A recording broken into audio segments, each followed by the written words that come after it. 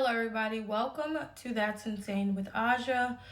Today, we are going to be going over the Apocrypha and the missing books of the Bible, as well as the Dead Sea Scrolls. And I just want to say thank you to everybody who has followed me onto this platform. Unfortunately, I was not ready to start my YouTube channel just yet, but a series of events that have been taking place have kind of catapulted me into this. So let's get into it. I just want to say to the creators that keep taking my content and posting it on YouTube and doing nothing to add to its value or give me credit as a content creator who comes up with 100% original ideas and does this research, I don't like that. So I am going to start posting my own material on here because there are other people posting it and profiting off of it and not giving me my credit as a content creator. So I got to do what I got to do, but I'm happy to have everyone here, and I'm hoping that you guys will stay and help me progress on this platform the same way that other people are progressing on this platform with my work.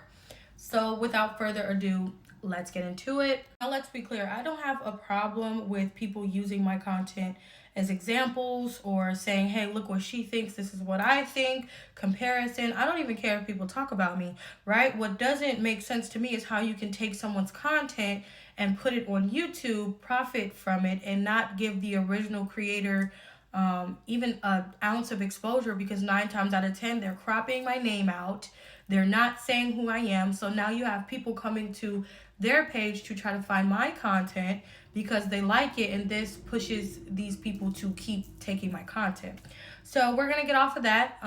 If you guys need an introduction, my name is Aja. I've been only a part of the TikTok world for 3 months as far as growth. I started my TikTok a year ago and it got banned after going viral maybe twice. But I do like to educate and I do like to teach, and I feel like I just want to spread information. So if you like information, I will be on here. I will be on TikTok. You can find my Spotify, which contains my podcast under That's Insane with Aja, the same as this name. So first, I'm going to talk about the Dead Sea Scrolls, what they are, and how they correlate to the Apocrypha. And we're going to start on talking about the Book of Enoch. So the Dead Sea Scrolls were a set of Jewish manuscripts that were found in the Qumran caves between the dates of 1946 to 1957. And these scripts were said to contain so much information. And these scrolls go all the way back to 3rd BCE as well as 1 BC, and they contain things like religious texts, war manuals, something called the War Scrolls, which I'll go over. And they include stuff from Judaism to Hebrew, things of that nature. So where I'm going to start at is one of the scrolls, the Apocrypha, right? One of the scrolls contains something called the Apocrypha, which are the hidden books of the Bible, which are books of the Bible that were not canonized or used in the Bible. And we're going to start with the Book of Enoch. What I find so interesting about these scrolls containing the Apocrypha is that the Apocrypha is not only referenced in these Dead Sea Scrolls, but it is referenced in many other incidents in religion. The Vatican is said to have some. They have been found over generations, and they all somewhat contain the same story, yet the Bible, or the people, the Protestant, Catholic, don't recognize many of them to be canon, to be of God, because of the stories that they contain. Some of the books that are found in the Apocrypha are things like Bel and the Dragon, where it talks about idolizing a statue, as well as dragons in 2 Esdras, which I'm going over now on my TikTok. And it contains these outlandish stories about Nephilim, fallen giants, and that's what I'm going to go into, which is the Book of Enoch that was discovered in the Apocrypha that is not in most works of the Bible. To be clear, so these Dead Sea Scrolls are a work of 981 different manuscripts that were translated. So it's a part of Jewish history, and they were actually stolen in a 6-day war between Israel and Jordan, where Israel took them from a Palestinian museum, and Jordan had to later go back and say, hey, you stole our stuff. And these sea scrolls are said to be a part of larger text, but these were just the remains of what was left, as weather conditions basically took everything else, and this is what they were able to piece together, i.e. making the Dead Sea Scrolls. and I really enjoy reading them, so I hope that you guys get some knowledge about this. Now we're going to go into the Book of Enoch, which was found in the Dead Sea Scrolls, which is also a part of the Apocrypha.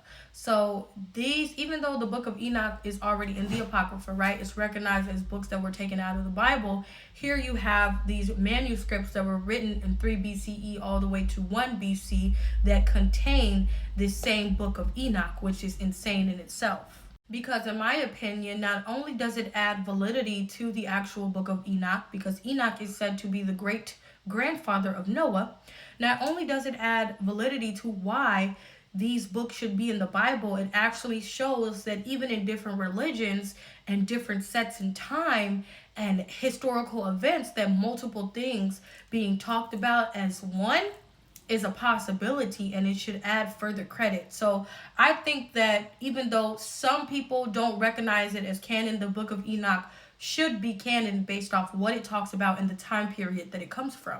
So the Book of Enoch, 1 Enoch, is an ancient Hebrew apocalyptic text, and it talks about Enoch as well as Methuselah, who is Enoch's father, and also Enoch is the great-grandson of Noah. What makes the Book of Enoch so cool, like it's literally my favorite, it talks about the origins of giants. It talks about people called the Watchers, who were fallen angels. And these things are not recognized in modern day religion. Like, you do not hear anything about fallen angels mating with humans and creating giants. And it is a really cool story. So I'll start from the beginning. So if you are familiar with Noah and the flood, and basically, the Book of Enoch fills in the reason that God sent the flood. Because I'm not sure if you guys ever asked yourself, why would God tell this man to get 2 of every animal, put it on a boat, send a flood, and not warn people, right? Because there wasn't really many people on the boat. This shows the morality side of it, right? It shows why God did it in the first place, which I feel is very important. And most Bibles don't recognize it. It's not in there. So it starts around the same time period as Genesis, and it begins with Enoch having these visions and Noah and a whole plethora of stuff. So in the first section of the Book of Enoch, it goes to talk about the Watchers. The Watchers were angels who were up in heaven that were supposed to be watching over the humans, and they abandoned their posts and came down to heaven and started mating with human women, creating something called the Nephilim, which were giants. The Nephilim were also called bastards because they are fatherless children, because the Watchers apparently abandoned them after having the Nephilim, and they were said to be about 450 meters tall, and they were giants who were very, very cruel to humans. So not only did you have the Watchers come down and continue to corrupt all of Earth, all of humans, they told secrets they were not supposed to be telling. They corrupted women with jewelry and makeup. In the Bible, that's what it says in the Book of Enoch. Not my opinion. And they also created these monstrosities of giants that ate humans. They used us for labor, as well as telling us things that we weren't supposed to know about God in the heavens, and spread all out corruption. Right? So Enoch is explaining how this starts the demoralization of humans and starts the intercession of angels. So the further that you go into this book, Enoch is describing this all-out chaos, right? And what I want you to understand is this is why it was morally okay for God to send the flood, because God believed that everything needed to be cleansed and purged, because the corruption of mankind was so intense that he told Enoch and Noah about how he was going to cleanse the earth. And the Book of Enoch talks about how Enoch was he was given these visions from God, right? He's a righteous man, and his job was to warn the Watchers and man about what God was going to do, right? This is Noah's great-grandfather, Noah, who built the ark.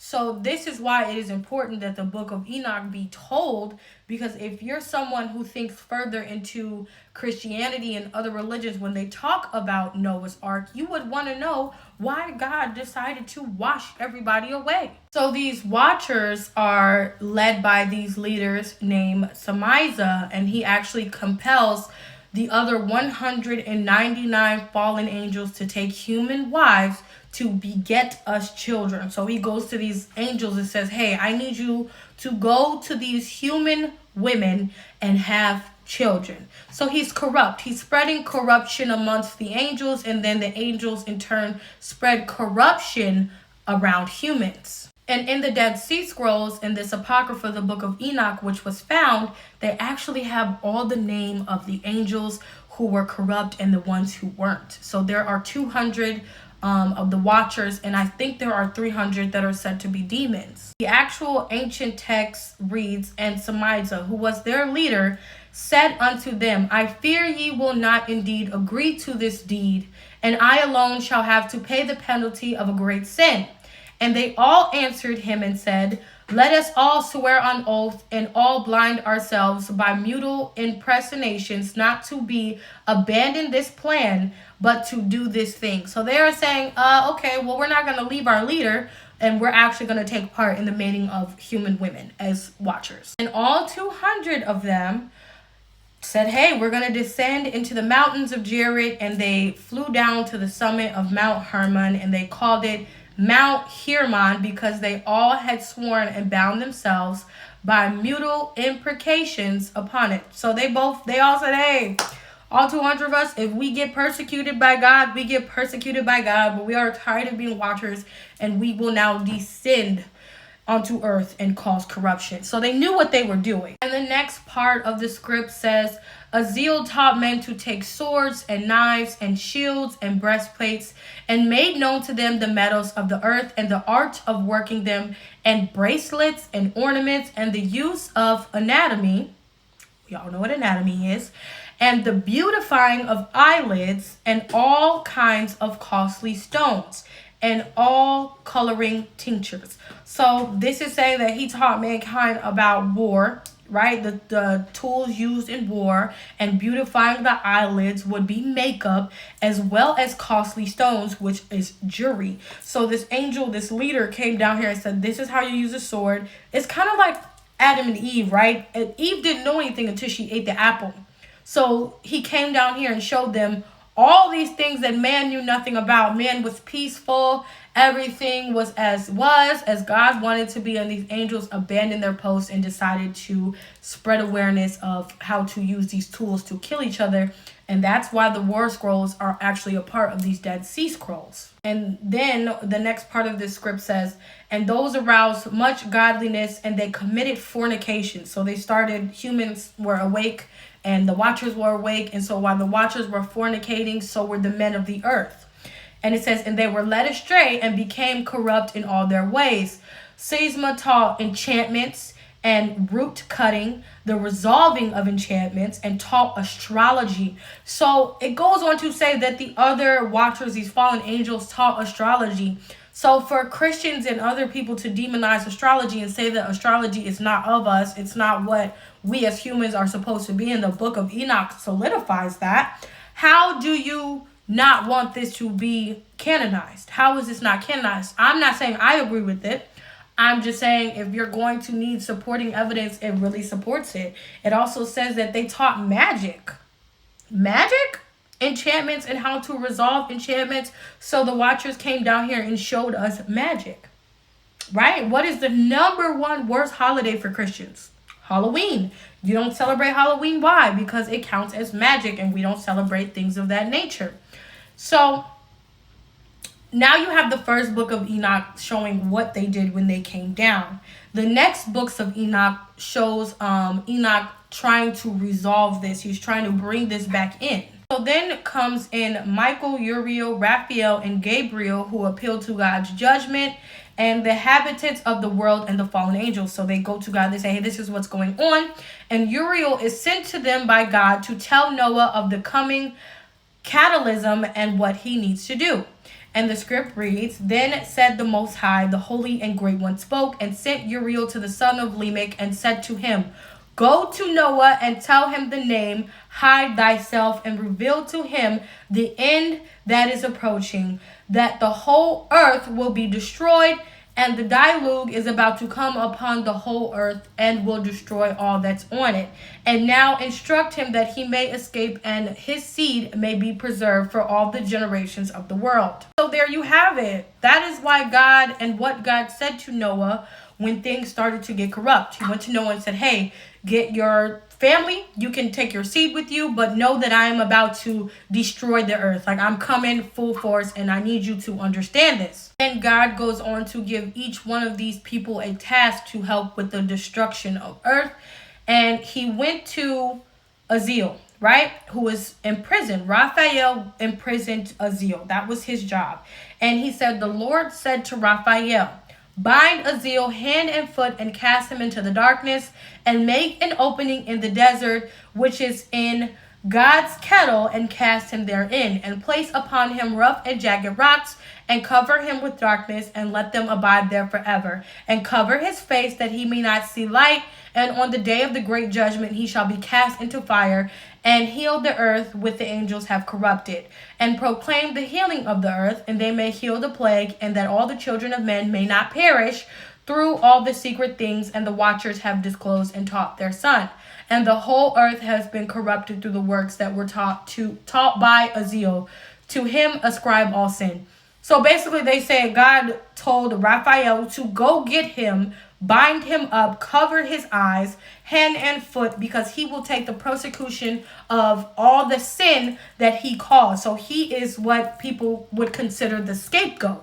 So God is giving out instructions. He's telling them, like, go get this person, go get this person, go get them, go get that. And the next he did was give Gabriel instruction. He said, and Gabriel said to the Lord, proceed against the blitters and reprobates and against the children of fornication. So he's talking about the Nephilim. He's saying, and destroy the children of fornication, the children of the watchers, which were the giants, from amongst men, and send them to one against the other, that they may destroy each other in war. So Gabriel was instructed to cause war. So with the same swords and shield plates and weapons that Aziel taught humans how to use and taught the Nephilim how to use against each other, they incited war. That's why I feel like this is so current to what is going on right now with everything in Israel and Palestine. God sent war to cause destruction. War is known to cause destruction. So he sent Gabriel to basically have men take each other out. So next, God is talking about what to do with the women, right? So the women that have slept with the watchers, he said, and Lord said unto Michael, go blind Samias and his associates who have united themselves with women, so as have defiled themselves with them of their uncleanliness. And when their sons have slain one another, and they have seen the destruction of their beloved ones, blind them fast for 70 generations in the valley of the earth, to the day of their judgment and their consumption, to the judgment that is ever and ever is consummated. In those days there shall be led off to the abyss of fire, the torment and the prison in which shall be confined forever, and whoever shall be condemned and destroyed with them, therefore be bound with them to the end of generations. So anybody who slept with a watcher was condemned. They were tied up and thrown under the earth, and they were given blindness to all their generations. God not only tied them up and hid them from the light, he cursed every generation after them. Why? What if that's why some people are born blind? I mean, what makes sense? I don't think Helen Keller was real, but maybe she was, because her ancestors 70 generations ago were doing things they weren't supposed to do. So that's the book of Enoch. It's not all the way, but that's the beginning of it, right? That's what happened, the corruption, the angels, and what God was putting in place to solve it. But what's next in the book of Enoch might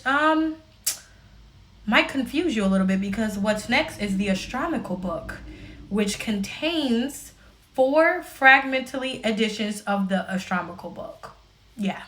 So the astronomical book is said to be works that were found that Enoch, he learned through guided trips to heaven. And it said the book contains description of the movement of heavenly bodies and the firmament as a knowledge revealed to Enoch by Uriel, taking him back and forth to heaven. So yeah, Enoch told everybody about his trips to heaven and how heavenly bodies navigated back and forth. And it also contained a solar calendar that was later described as the Book of Jubilees. So I'll be doing the Book of Jubilees, and it was used in the Dead Sea section. And the use of this calendar made it impossible to celebrate the festival simultaneously with the Temple of Jerusalem. So I'm looking at it, and it's like Wednesday, Thursday, Friday, Saturday is Sabbath, Sunday, Monday, Tuesday. And the months are weird. It goes 1, 4, 7, 10, and the months are grouped 2, 5, 8, 11, and 3, 6, 9, and 12. So it talks about the sun, the moon, and its phases, the lunar year, the 12 lines of their portals, as well as the sun and the moon. And next, it goes into Enoch's dream visions. This video is already getting really, really long, which I know is okay for YouTube, but I want to break this down in parts so everyone is caught up at the same speed. So thank you for watching. I hope you absolutely loved it, because I absolutely love doing it. And I hope to see you on part 2, where I'm going to finish out the Book of Enoch, and we're going to go into the Book of Jubilees and Maccabees, and I'm going to go over the War Scrolls as well. So thank you for joining. That's Insane with Aja, and I'll see you next time, hopefully. Bye, guys.